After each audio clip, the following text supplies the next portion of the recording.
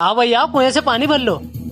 ओए निकाल बाल्टी बाहर। सेठ जी, हमने कल ही तो तुमसे कुआं खरीदा है, पैसे दिए हैं। अब ये कुआं हमारा है। हाँ मैंने कुआं बेचा है, मगर कुएं का पानी नहीं बेचा है। पानी की कीमत अलग से लूंगा। जाओ भागो यहाँ से। चलो, इस बारे में नवाब साहब और किंग को बताएंगे।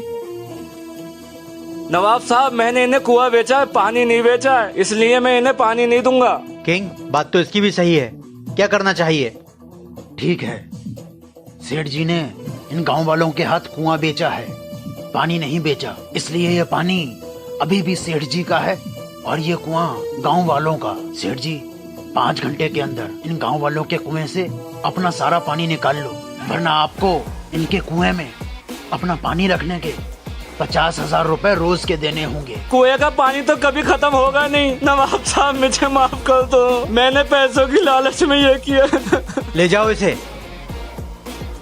वाह किंग, तूने सेठ को अच्छा सबक सिखाया। हमारे पास ये सोने का शाही सितारा है, ये हम आज तुम में से किसी एक को देंगे।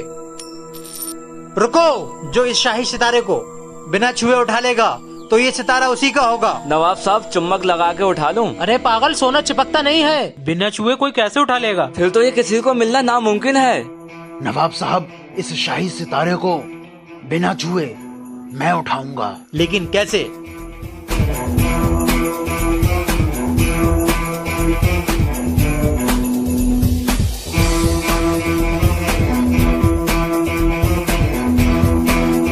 नवाब साहब, 5 घंटे बाद मैं इस सितारे को बिना छुए उठा के दिखाऊंगा। किंग, 5 घंटे हो गए हैं।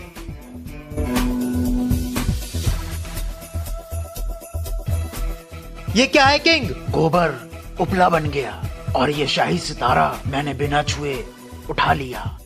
मान गए किंग। नवाब साहब, कल रात मेरे घर से 50,000 रुपए की चोरी हुई है। घर में सिर्फ ये दोनों नौकर थे, इन्हीं दोनों में से कोई चोर है। नवाब साहब, मैंने नहीं की है चोरी। नवाब साहब, मैंने भी नहीं की है चोरी। किंग, चोर इन दोनों में से कोई एक है, लेकिन कौन? दोनों चोर हैं, दोनों को मार दिया जाए, लेकिन जो 25,000 रुपए का इंतजाम कर ले उसे छोड़ दिया जाए। जाओ, जिसे अपनी जान प्यारी है वो सुबह तक 25,000 रुपए का इंतजाम कर लेकर आओ। और तुम यहीं रुक जाओ। मुझे नहीं लगता कि चोर का पता चल पाएगा। नवाब साहब, ये लीजिए 25,000 रुपए और मेरी जान बख्श दीजिए। तुम तो आधे घंटे में ही आ गए, इसका मतलब वो चोर है। चोर यही है जिसने पैसे चुराए, वो फौरन ही रुपए का इंतजाम करके आ गया, और जो गरीब नौकर था वो अभी तक पैसों का इंतजाम कर रहा होगा। नवाब साहब, मुझे माफ कर दो, मैं ही हूँ चोर, मैंने ही पैसे चुराए थे। पकड़ लो इसे और हमारे कैद खाने में बंद कर दो। वाह किंग, तूने अपने तेज दिमाग से चोर का पता लगा ही लिया। नवाब साहब, हम सब ये नौकरी छोड़ना चाहते हैं। क्यों? यहाँ सबसे ज्यादा अहमियत किंग को ही मिलती है। हमारा होना ना होना एक ही बराबर है नवाब साहब। नवाब साहब, दिमाग तो हम में भी है, मगर आपकी जुबान पे एक ही नाम रहता है, किंग। ठीक है, आज तुम्हारा दिमाग आजमा लेते हैं। जाओ, हमारे अब्बा की शाही चादर लेकर आओ। तुम में से कौन है जो इस चादर से हमें पूरा ढक सकता है? पैर तो रह गए। नवाब साहब, छोटी है चादर। अरे चेहरा तो ढका नहीं। नवाब साहब, हम में से कोई भी इस छोटी चादर से आपको पूरा नहीं ढक पाएगा। नवाब साहब, आप यूं खड़े हुए अच्छे नहीं लगते, खड़े होने का काम तो हमारा है। आप पैर ऊपर करके आराम से बैठ जाएं।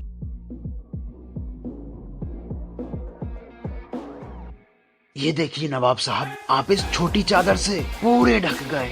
देखो, आज किंग ने फिर साबित कर दिया कि यही है दिमाग का बादशाह। नवाब साहब, ये रेता मेरे पास काफी सालों से रखा हुआ था, क्योंकि ये मेरे पूर्वजों की आखिरी निशानी थी, लेकिन मेरे इस नालायक नौकर ने इसमें पिसी हुई शक्कर मिला दी। मुझे किसी भी कीमत पे अपने पूर्वजों का ये रेता चाहिए, या इस नौकर की जान। पूर्वजों की निशानी को हम अच्छे से समझ सकते हैं। क्या तुम में से कोई इस रेते में से शक्कर को अलग कर सकता है? आप कह रहे हो इस रेता में से शक्कर अलग करो, तो वो भी पिसी हुई? ये तो कोई नहीं कर सकता। ये तो बिल्कुल नामुमकिन है। नवाब साहब, मैं तो यही कहूँगा, इस नौकर को मार दो और इनको इंसाफ दे दो। देखिए नवाब साहब, इस रेते में से शक्कर को मैं अलग करूंगा।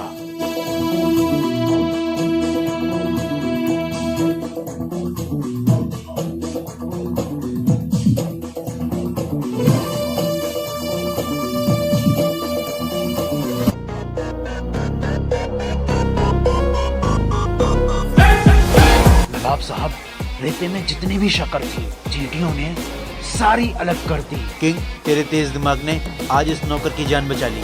नवाब साहब, ये रेता मेरे पास काफी सालों से रखा हुआ था, क्योंकि ये मेरे पूर्वजों की आखिरी निशानी थी। लेकिन मेरे इस नालायक नौकर ने इसमें पिसी हुई शक्कर मिला दी। मुझे किसी भी कीमत पे अपने पूर्वजों का ये रेता चाहिए, या इस नौकर की जान। पूर्वजों की निशानी को हम अच्छे से समझ सकते हैं। क्या तुम में से कोई इस रेते में से शक्कर को अलग कर सकता है? आप कह रहे हो इस रेता में से शक्कर अलग करो तो वो भी पिसी हुई? ये तो कोई नहीं कर सकता। ये तो बिल्कुल नामुमकिन है। नवाब साहब मैं तो यही कहूँगा, इस नौकर को मार दो और इनको इंसाफ दे दो। देखिए नवाब साहब, इस रेते में से शक्कर को मैं अलग करूंगा।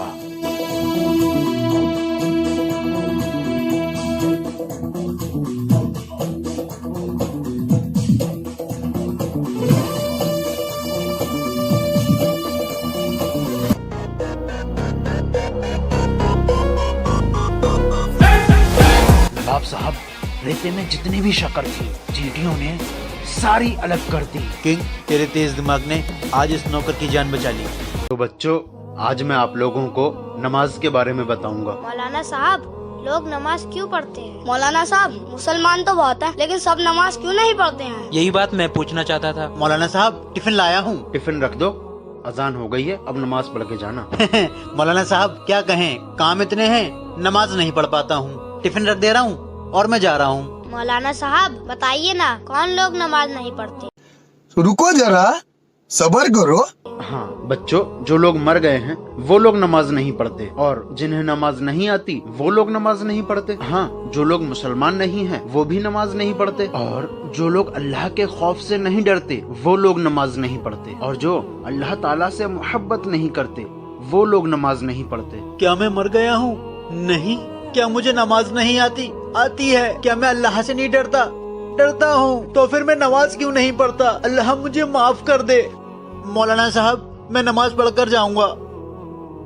माशाअल्लाह। तो बच्चों, आज मैं आप लोगों को नमाज के बारे में बताऊंगा। मौलाना साहब, लोग नमाज क्यों पढ़ते हैं? मौलाना साहब, मुसलमान तो बहुत हैं, लेकिन सब नमाज क्यों नहीं पढ़ते हैं? यही बात मैं पूछना चाहता था। मौलाना साहब, टिफिन लाया हूँ। टिफिन रख दो, अजान हो गई है, अब नमाज पढ़ के जाना। मौलाना साहब क्या कहें, काम इतने हैं, नमाज नहीं पढ़ पाता हूँ। टिफिन रख दे रहा हूँ और मैं जा रहा हूँ। मौलाना साहब बताइए ना, कौन लोग नमाज नहीं पढ़ते? हाँ बच्चों, जो लोग मर गए हैं वो लोग नमाज नहीं पढ़ते, और जिन्हें नमाज नहीं आती वो लोग नमाज नहीं पढ़ते। हाँ, जो लोग मुसलमान नहीं हैं वो भी नमाज नहीं पढ़ते, और जो लोग अल्लाह के खौफ से नहीं डरते वो लोग नमाज नहीं पढ़ते, और जो अल्लाह ताला से मोहब्बत नहीं करते वो लोग नमाज नहीं पढ़ते। क्या मैं मर गया हूँ? नहीं। क्या मुझे नमाज नहीं आती? आती है। क्या मैं अल्लाह से नहीं डरता? डरता हूँ। तो फिर मैं नमाज क्यों नहीं पढ़ता? अल्लाह मुझे माफ कर दे। मौलाना साहब, मैं नमाज पढ़कर जाऊंगा। माशाअल्लाह।